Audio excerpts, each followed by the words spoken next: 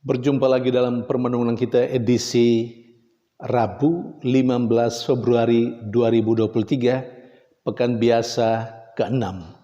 Bacaan-bacaan liturgi hari ini, bacaan yang pertama dari kitab Kejadian bab 8 ayat 6 sampai 13, ayat 20 sampai 22, dan bacaan Injil dari Injil Markus bab 8 ayat 22 sampai 26. Cerita tentang air bah dan Nuh yang selamat dari air bah itu adalah cerita yang sudah sangat familiar bagi kekristenan, bagi kita.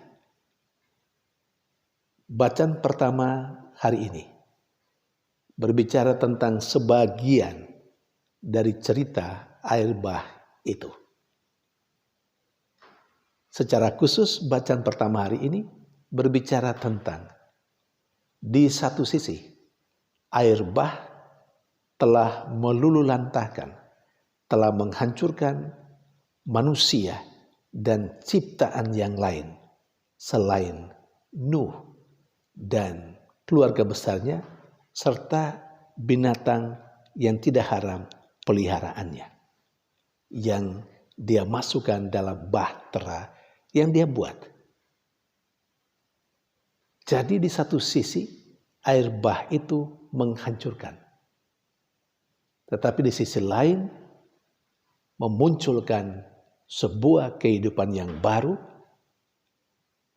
yang diawali oleh Nuh dan keluarga besarnya serta binatang peliharaannya yang ikut di dalam bahtera itu.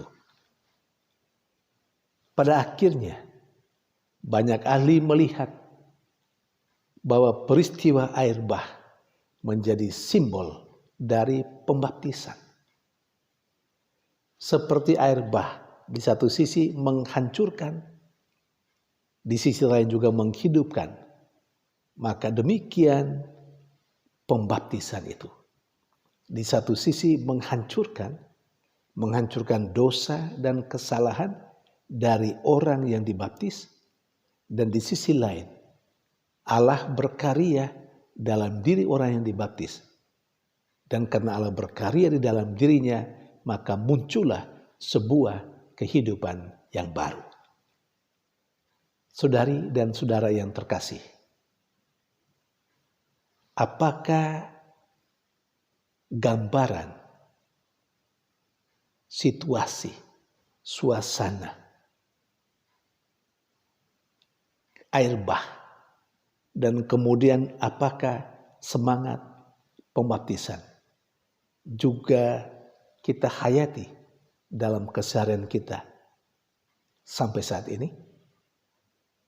Dengan kata lain, apakah kita selalu mau menghancurkan dan melenyapkan sisi yang tidak baik, dosa dan kesalahan yang ada dalam kehidupan kita, dalam diri kita di satu sisi, dan di sisi lain kita menumbuhkan kehidupan yang baru, kehidupan yang lebih baik, yang lebih berkenan pada Allah. Kita memang seharusnya seperti itu. Dengan kekuatan kita sendiri dan lebih lagi bersama dan dalam kekuatan Allah, kekuatan rohnya, kita seharusnya mampu setiap saat menghancurkan, melenyapkan sisi negatif dari kehidupan kita, dosa dan kesalahan kita, supaya dengan demikian kehidupan yang baru boleh bertumbuh dan berkembang dalam diri kita, dalam kehidupan kita. Saudari dan saudara yang terkasih,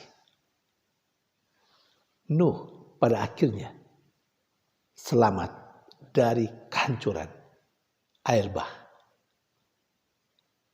Itu karena Nuh taat kepada perintah Allah. Dengan kata lain, Nuh selamat dari air bah itu karena dia telah memberikan dirinya, membiarkan dirinya untuk Allah dan membiarkan Allah berkarya di dalam dirinya. Demikian juga ketika kita membiarkan diri kita, membiarkan Allah berkarya dalam diri kita melalui rohnya, pasti dosa dan kesalahan akan dihancurkan, tetapi kehidupan yang baru, kehidupan yang dituntun oleh roh akan terus bertumbuh dalam kehidupan kita. Tetapi selama kita tidak memberikan diri kita, atau selama kita tidak membiarkan Allah masuk dalam diri kita melalui rohnya yang kudus dan berkarya dalam diri kita, maka kehidupan yang baru tidak akan pernah muncul dalam keseharian kita. Sebaliknya, yang makin bertumbuh dan berkembang adalah dosa dan kesalahan yang pasti menghancurkan kehidupan kita. Saudari dan saudara yang terkasih, sementara dalam bacaan Injil berbicara tentang Yesus yang menyembuhkan seorang yang buta. Penyembuhan terjadi karena orang buta ini membiarkan Yesus menjamahnya. Yesus masuk dan berkarya dalam diri orang buta. Yesus melakukan apapun. Dia meludahi mata orang buta itu, menjamahnya. Bahkan sampai 2 kali Yesus menjamah mata orang buta itu.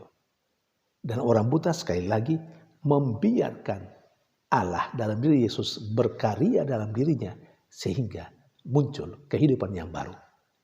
Dia mampu melihat kembali dengan jelas. Saudari dan saudara yang terkasih, sekali lagi penting untuk digarisbawahi dan untuk dihayati.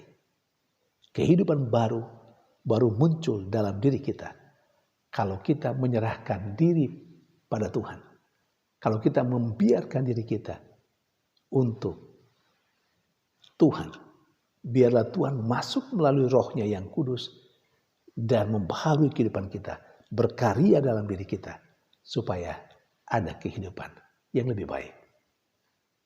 Saudari dan saudara yang terkasih, kalau selama ini akhirnya hidup kita tidak berkembang, terutama dari sisi kerohanian, itu memang karena kita keras hati, tidak membiarkan Allah berkarya dalam diri kita melalui rohnya.